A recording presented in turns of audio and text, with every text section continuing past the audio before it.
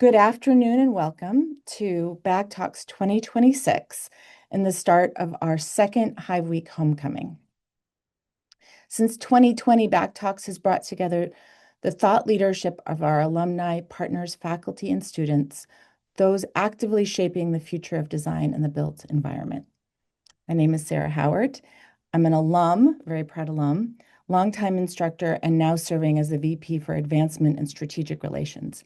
And I'm your host today and tomorrow.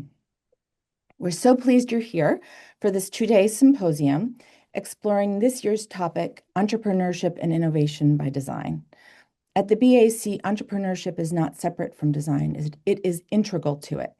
Our students and alumni don't just imagine ideas, they test them, build them, bring them into the world. Entrepreneurship by design reflects that process, turning creativity into action and ideas into impact. The sessions today and tomorrow highlight leaders who are rethinking how design is taught, practiced, and applied, pushing beyond convention towards meaningful real-world change in true BAC fashion. Thank you to our supporters, our speakers, to all of you for taking time out of your busy schedules to be here, and especially to our Hive Week sponsors. Those are the Shafran Hames Foundation, Century 21 Cityside with Colin Bray, and Icegenuity Architecture. We continue BAC Talks tomorrow at 11:30 a.m. with presidential luncheon here at the BAC with Dr. Spinelli of Babson College and President Daas. We will also be live streaming as well as being in person, so you can listen in if you're not able to join in person. We also hope you'll join us this evening starting at 5:30 at the college for celebrating our champions, all the folks who make this college as wonderful as it is, followed by a fireside chat with Tanya Nyack, celebrity, HGTV celebrity, and then our annual Alumni Awards ceremony. Now we're excited to kick off the day with our first session. Our opening presentation and Inconvenient Education challenges how we think about learning itself. As the design professions evolve, so too much must the way we educate the next generation, moving beyond passive learning towards more entrepreneurial, hands-on approaches. It is my pleasure to introduce Dr. Mahesh Daas, President of the Boston Architectural College and ACSA Distinguished Professor. Take it away. Great. Thank you, Sarah, and good afternoon, everybody. How are you?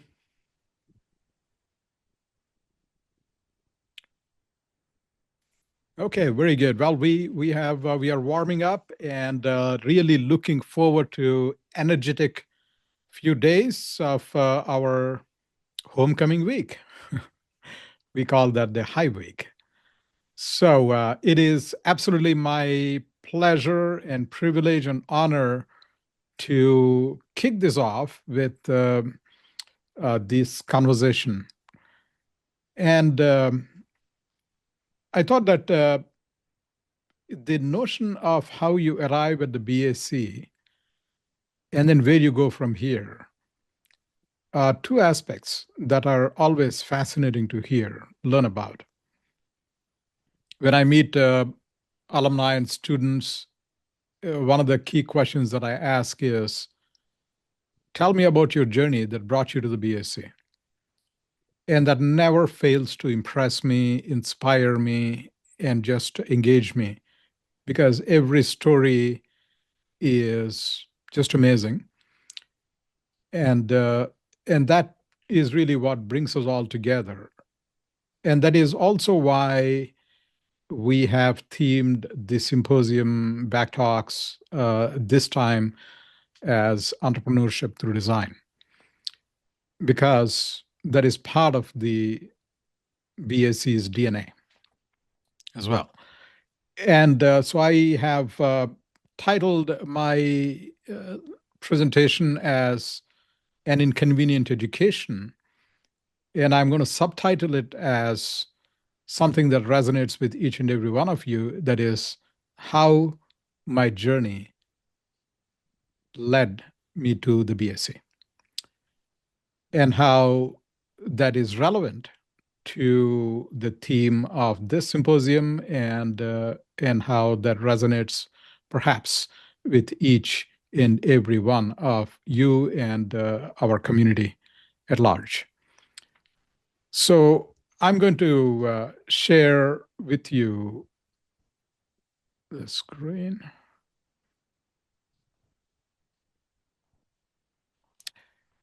And so, an inconvenient education, how my personal journey led me to the BAC. And hopefully, in this journey, you will see your own journey as well.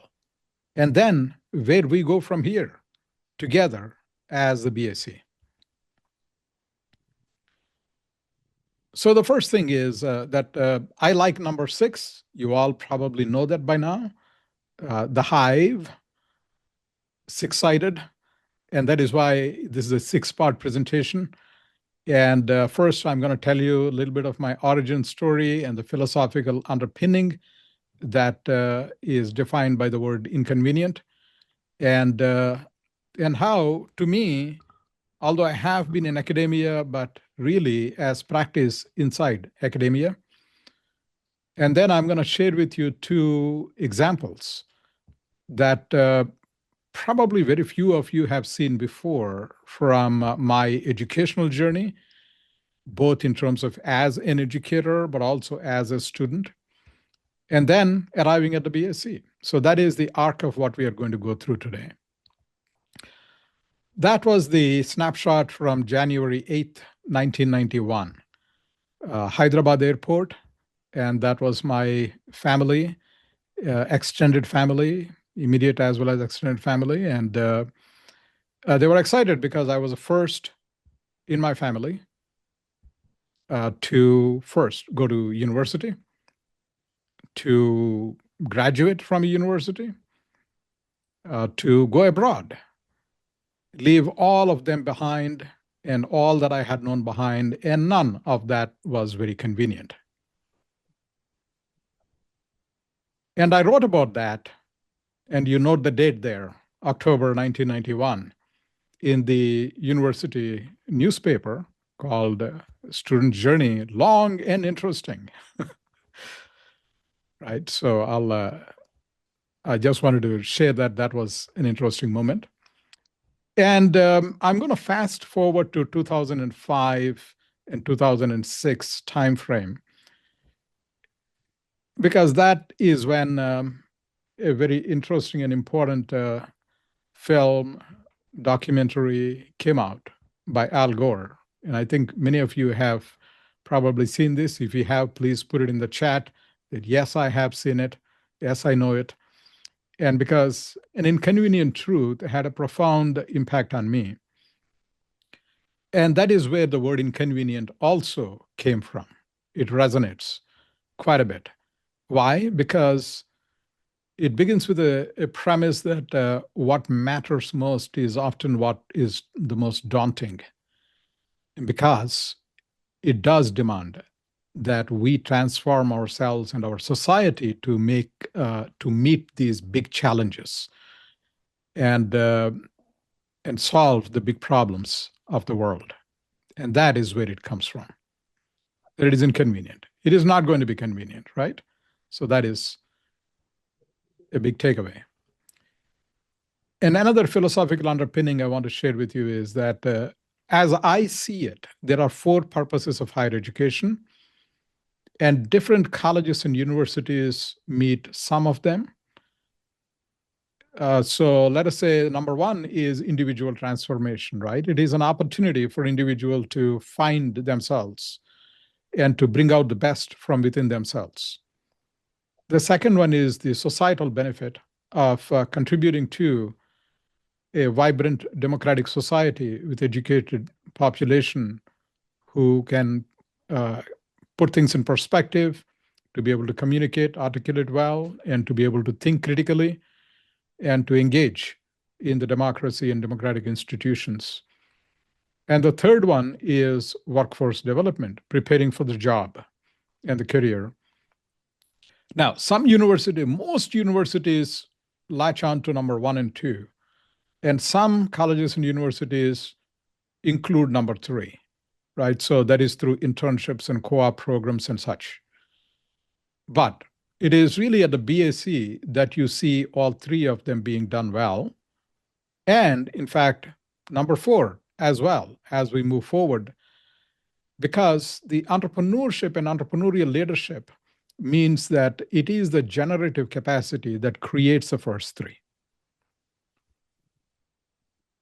And that allows for space for those first three. It transforms, it reinvents, and it creates work value and opportunity, right? So that is the key in these four. So let's keep these in mind as we move forward. And I'll talk more about entrepreneurship and entrepreneurial leadership.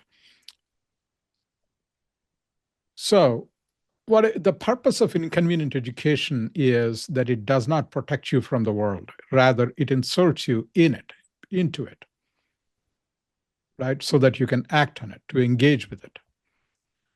And so let's first, Act One is an Inconvenient studio in 2005.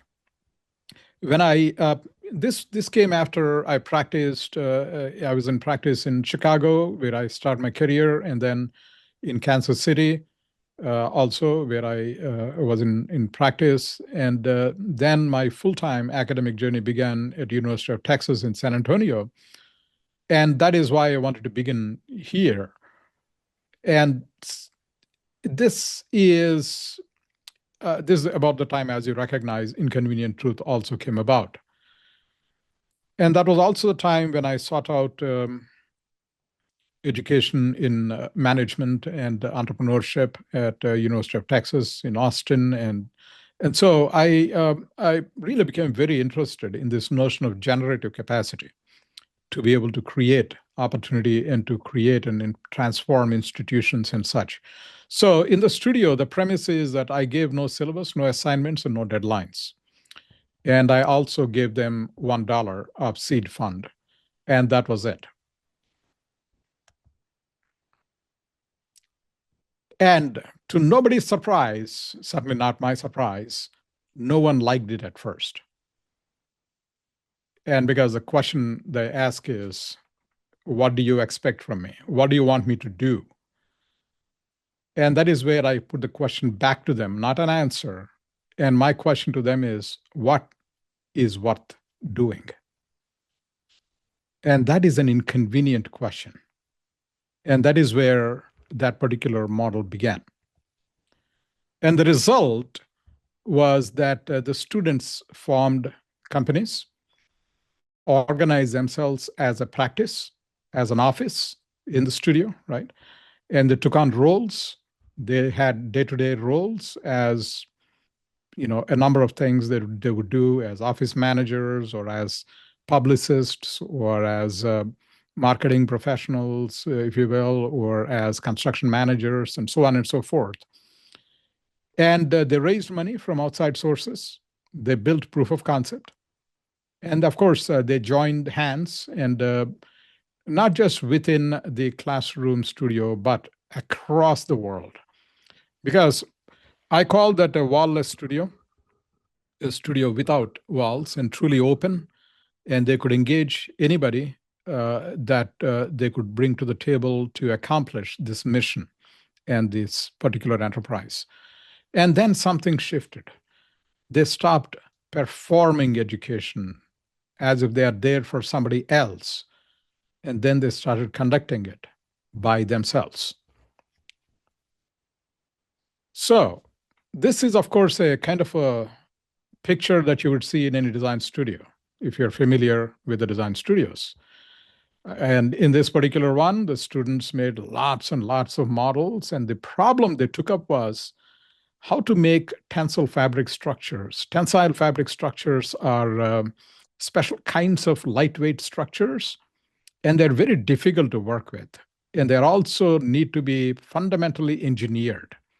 It's not an afterthought. It needs to be the first thought that you begin with. And we knew very little about it. And at that time, I knew very little about the engineering aspects of these and form finding aspects. And so one of the students wrote in, by the way, you remember at that time blogs were big, right? The blogs were breaking out into the scene, and people were writing blogs. but they didn't quite know where the blocks would be read and who they would reach and all that, right? It's open to the world, to the public. So one of the students wrote, my professor is absolutely crazy. He thinks that we can do all of this stuff. And so expressing frustration, that was the beginning of it. And they started making these models, trying this out, and they made immaculate models, so good that they made their way into Texas Architect magazine. They wanted to cover it right in the middle of the studio progression, and they covered it, called Tensions in Texas. And that students were exploring form finding, fabric, and fancy, and so on and so forth. So it was published already midway through the semester. That gave them confidence that what they were doing and what we were all doing was worthwhile. Go back to the question, what is worth doing? And then the challenge was, it's not about making models. I challenged that, why don't we actually build these things in real life, at full scale, in real world with consequences?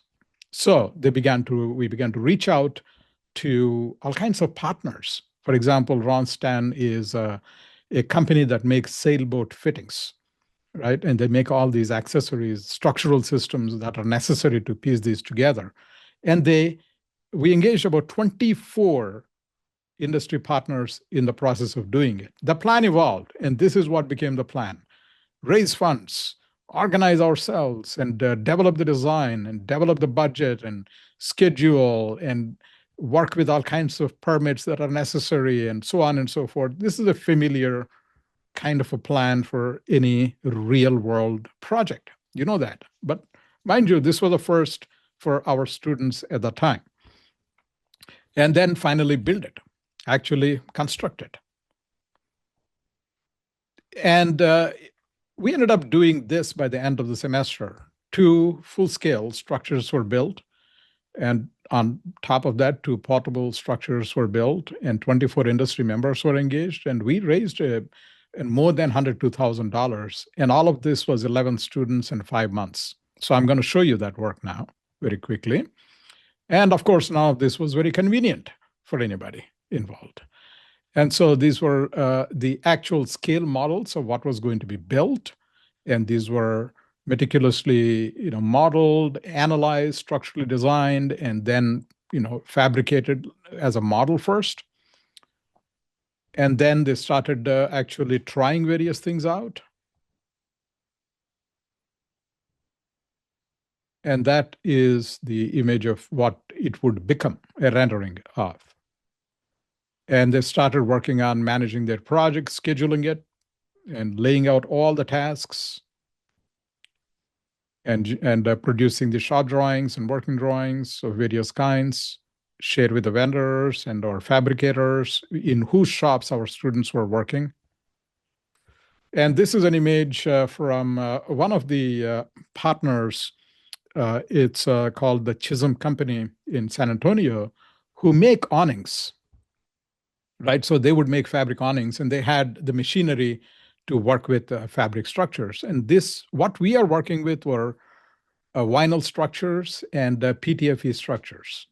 Okay, so those are different kinds of materials that this particular shop was not familiar with, but they were like, we'd like to learn too. So we went to their shop and started modeling that, and started cutting this using this flatbed cutter, and then started welding. By the way, these vinyl fabrics are actually, quote, welded using radio frequency. You don't glue them, you don't staple them, you actually weld them, so they actually are the strongest bond.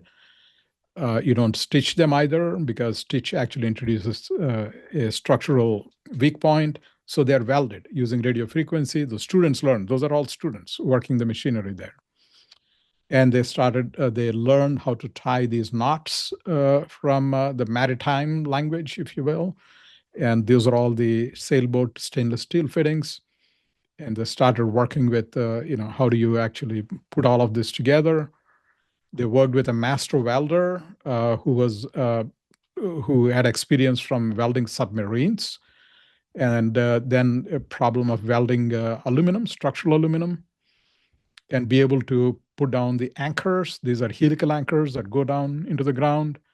lay the foundation. So, we worked really hard, right? Day and night. None of that was convenient. And then things began to come together very quickly. In fact, all of this happened in one morning. Now, meaning the superstructure after the foundations are laid and all that. There's one structure, and that's another structure. As you can see, the student in red t-shirt working alongside the tradespeople who were there to support and help us put that up. And that's another student. And there it is, the completed structure. So when the project was completed, and here is a story I would tell that one of my favorite stories, all-time favorite stories throughout my career. So, and by the way, this is a list of all the companies that were involved. And you can see where all they're located. They're located in Europe, in Asia, in North America. So it was just and all over the country, and it was just fascinating. And that was a group, industry partners who came to the opening event from all over the world at their own expense. And that is how passionate they were about this project too. And here is my favorite story. One of the students, and I won't point to which one, the father of this particular student came to me at this event, and he had tears in his eyes. And he said to me, my son was languishing in college. He is already 6 years into college, and he wouldn't get out of the bed. And we didn't even know he would do anything with college, might drop out. I don't know what happened, Mahesh, but since he joined your studio, he would wake up first thing in the morning. He would just run out of the house and get to working on the project. And then me, a structural engineer, he engaged me to actually put me on the job and do the engineering parts of some of this. And he's a completely transformed person. And he said, thank you for giving me my son back. And that's the power of an inconvenient education. Right? It challenges you, it helps you transform, it engages you in what matters in real world with real consequences. Now, fast forward to 2009, I went from Texas to Indiana, and at Ball State University, I continued that particular model in Inconvenient Studio. And here, of course, the same model, and I challenged the students.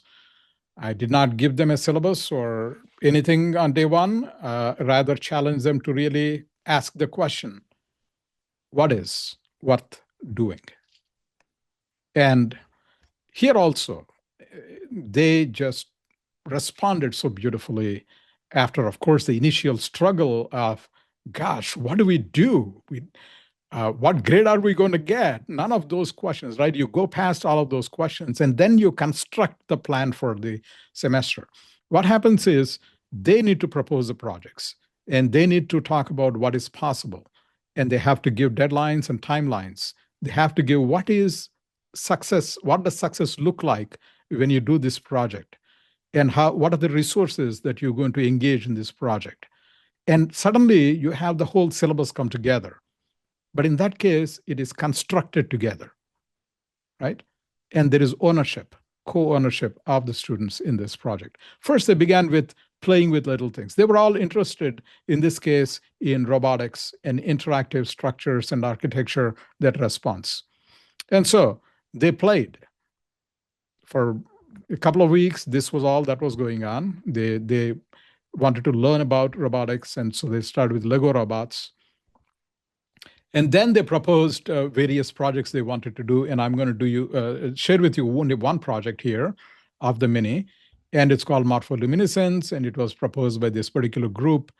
And this group, this was a competition project. It was a quick competition, so they took it up, they sent it, they won honorable mention in that. And the jury comment was what was interesting. The jury said, oh, this is very interesting and fascinating, but it is not buildable. So they said you can, it's not really buildable. So students took that as a challenge as part of this Inconvenient Studio.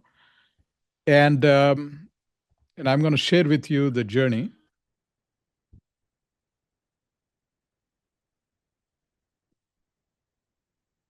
And they learned to document their own. By the way, this was produced by them. They learned how to work with Arduino chips. They learned how to work with fabrication equipment, and they learned, how to uh, put it all together as an interactive architectural installation. And this was 2009.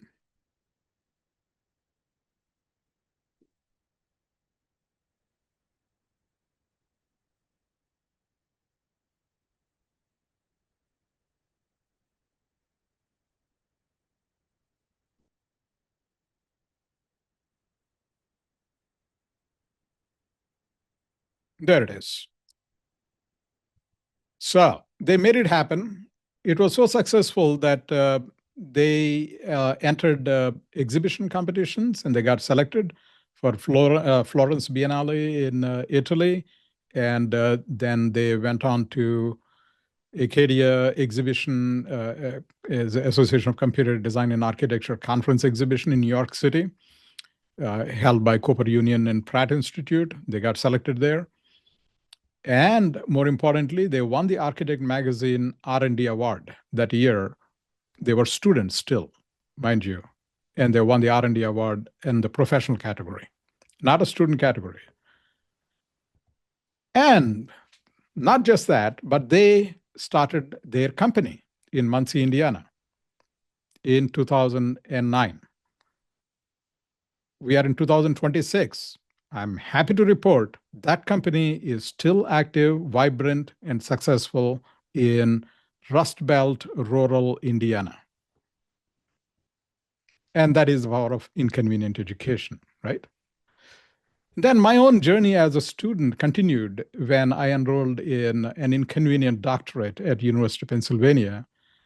And this was in 2011 while I was still at Ball State University and I was a department chair full time, right? And so I went to Philadelphia 3 days a month, every month for 2 years. I would fly from Muncie, drive from Muncie to Indianapolis, and take the flight from Indianapolis to Philadelphia, stay there for 3 days, and engage in the on site coursework, and then come back. And I was doing that while I was working and teaching and writing and raising two kids, all of that full time. So this is where, when reflecting back, that was my BAC moment, if you will. And I realized that I was living a concurrent model of education, and I was learning in motion. And none of that is convenient, by the way, right? Then I went to Kansas, and in Kansas, that journey continued, where I learned that entrepreneurship is not just about startups, but it is actually about building ecosystems in the region. So I became part of, and this was a shop facility for the school, School of Architecture and Design at University of Kansas, a 73,000 square feet, 65,000 square feet facility in Kansas, and that is where the students build full size things. And as a part of that and result of that, I was invited to be part of this Kansas City Rising initiative, which was a regional initiative by the industry, political, and academic leaders in the region. So I was roped in fairly early in this one and became part of that, and became part of an incubator called Launch KC. And we brought that also to campus, and then that particular incubator supported more than 130. Right now, their track record is 137 companies launched, and so entrepreneurship, but at a regional scale and regional prosperity. And then I got a call. In 2019, I had a call from the headhunter and about the BAC. And then as that call came in, something immediately resonated with me.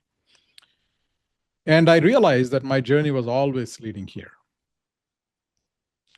And that the BAC is not a model where you are preparing for a career, but it is a model where you are already in it. And that is a true distinction, right? And that most institutions think that education is separate from the world, that there is a wall, that there is an ivory tower. But we embed education in the world and the world in our education. And at the BAC, this is your experience, right? This is all of our experience. You work, you learn, you apply, and all we are doing it simultaneously. Is not just concurrent learning, but it is concurrent doing. And that changes who you become.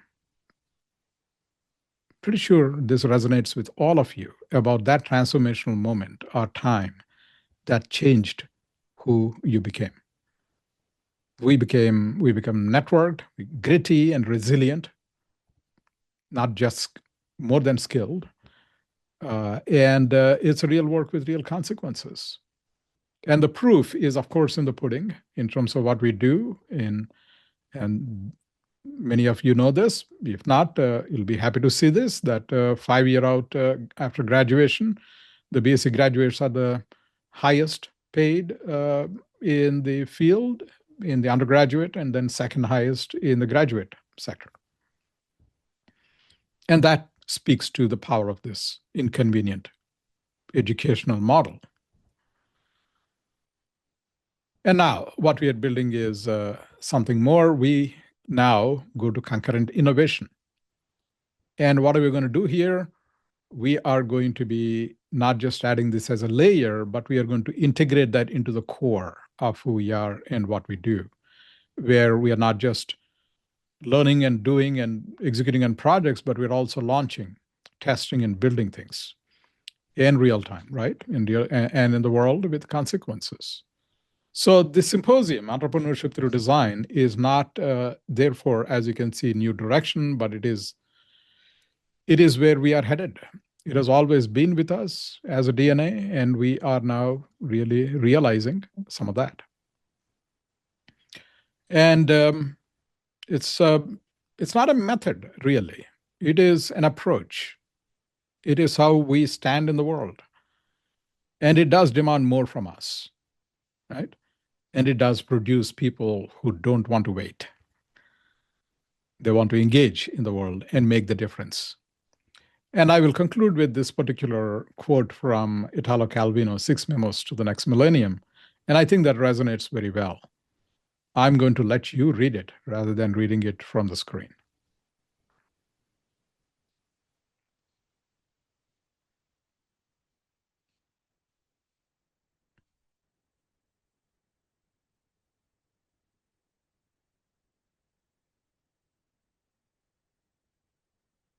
So, like Perseus, right? That is what entrepreneurial leadership does, entrepreneurship does, is to move into a different space. It is not just doing more of something, it is doing things differently, looking at things differently with different logic and different methods of seeing and verifying things. And that is a whole different positioning and whole different space. Thank you very much.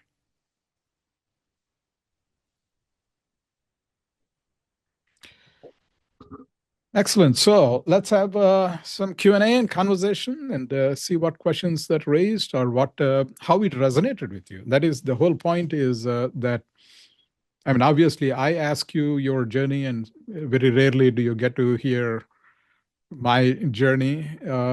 But I wanted you to also see how my journey is a quintessential BAC kind of journey.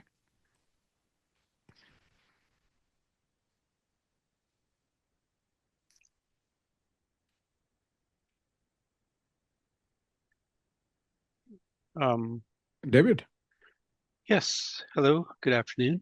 Um, your great presentation and definitely speaks to the spirit of what everybody on this call knows about the BAC. I was struck with, and I'm wondering if you could share some examples in the examples that you Mm, gave. I'm struck mm, with the similarities to what the BAC went through during the solar decathlon, which I'm mhm, sure you've heard stories. mm. Sarah was a part of that actually. She was one of the rabble rousers making things happen too. But the Yeah, self-organization that you talked about yeah. um, definitely happened, and it was interesting to see certain students gravitate towards the fabrication side, the management side, the design side. Like everybody picked a spot, created a company, I would call it. Um, and but there was friction and tension Yeah. at the college because of, oh my God, the students are, uprising in a good way. But it was like, we have to raise money, we have to do this, we have to do that, and we have to do it within the confines of the institution. And I'm wondering if you had some of those Mhm, similar experiences mhm. and what those were Yeah. like. Yeah, thank you, David. Absolutely right. And I'm glad you also pointed out that example of the solar decathlon, which was a very inconvenient project, is what you're saying. And that I think there is, it's interesting that Howard Gardner, I think it was Howard Gardner, yeah, somebody who said that there is something called in organizations always prioritize rational ways of working, and methodical ways of working. And he pointed out that what he called uh, foolishness is an important part of educational process and organizational innovation, and that leaders will need to balance rationality with foolishness. And he was talking about that in the context of what MIT does, by the way, where they try to do that balancing. And that is why they're a very innovative place, right? Mhm. I think I take that as a model because that is, I wrote about that in my first book, Leading with Aesthetics, and that is about MIT's reinvention and how that organizational foolishness was part of their transformation into world's leading university, not just a technical institute. Mhm. They became a world university, and now they're top ranked world university, not just in the technical sections, engineering school, not an engineering school anymore. So that I think it goes to that there needs to be a certain tolerance for, and my experience has always been that the tension is necessarily there. And in fact, it is that tension that instills grit, and it brings people together, those who are working on that project, and so on and so forth. And I try to be very mindful of that aspect of it. If we are very rational, such things are very quickly squashed, are not supported, not tolerated, let alone supported, kind of a thing. So we are watchful. I would say that's from my experience. And when I was doing these kinds of things, yeah, I mean, they also were very odd ducks, if you will, in the context. And the reason, in fact, I organized my studio as a firm was at those schools, it's not the BAC kind of model where you are already immersed in firm environment. And therefore, I had to actually create that environment. And none of them really worked in a firm before that. So that is one reason why it was a it's kind of self-organizing as a firm within the studio, which still works actually in any studio setting. It does work. When you're organizing them, they're one unit, and then they learn a lot from that itself. Not just I'm learning myself and I'm coming in and going, but that we are learning together, that kind of thing. But I think Solar Decathlon was a great example, and obviously a great success story here as well. And I think Solar Decathlon is like that at any university. It's Mhm. never an easy project. And that's why I like it. And at Ball State, we did that in 2014. And it brings universities together. You're actually doing something concrete that needs to work and with consequences and with the potential to make real contributions to the world. Thank you for that question again. Thank you. Dragana? Thank you. Thank you for this inspiring presentation. I'm really, I have so many questions actually, but I guess I'm the director of pre-college programs at the BAC for those of you who don't know me.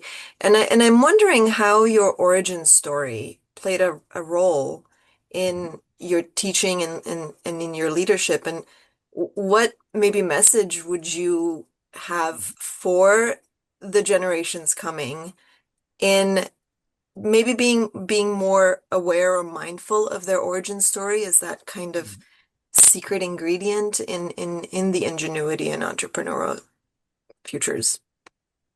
Great question, Dragana. Thank you. And pre-college programs, and particularly where Sarah can also speak to this, when we were evolving this model, and what you are doing right now is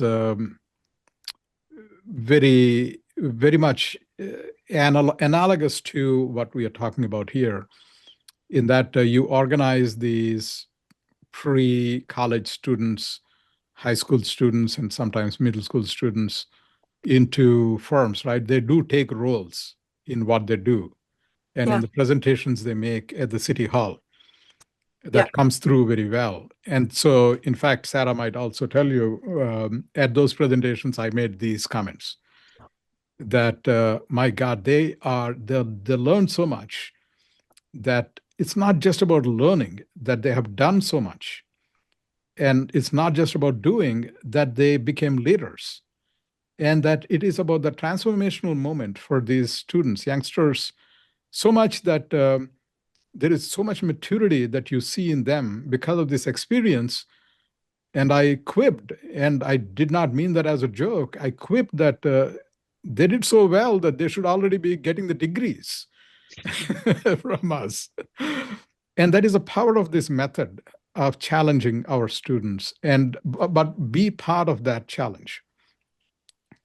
Right? So we need to take on some risks as teachers ourselves, educators ourselves, in being able to creating that space of vulnerability and coming together and encouraging that risk taking, in being able to step outside the comfort levels and the boundaries and be able to, and that is part of the inconvenient educational model.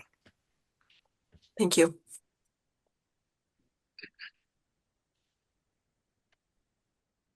Mahesh? Madeline. Hi, hello. This really is extraordinary, and thank you. My question is, how did you manage to not get shut down by the deans or administrators who would have looked at each other and said, this is crazy, the parents are going to pull their kids out? Yeah, great question, Madeline. So I can tell you very concretely, like the Texas San Antonio project. When I started that project, I was assistant professor. Okay. I was still on tenure track. If you know how academia works, you are on tenure track for 5 years, and then you are evaluated to gain tenure and all that. So I was the assistant professor. And when I started the project and we started taking on various spaces in the college, the dean was at the time very curious about what was happening. Initially, there was, okay, you can do only this much or that much, or you need to go through these permits and that and all that.